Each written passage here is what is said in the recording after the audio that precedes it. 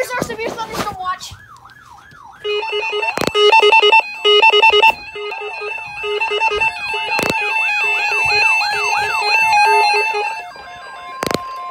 The National Weather Service has issued severe thunderstorm watch number 151, effective until midnight Central Daylight Time Wednesday, or 1 a.m. Eastern Daylight Time Wednesday.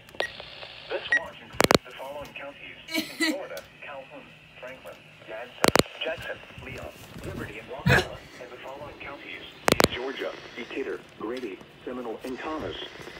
Remember, a severe thunderstorm watch means the conditions are favorable for the development of severe weather, including large hail and damaging winds in and close to the watch area. While severe weather may not be imminent, persons should remain alert for rapidly changing weather conditions and listen for later statements and possible warnings. Stay tuned to NOAA Weather Radio, commercial radio and television outlets, or internet sources for the latest severe weather information.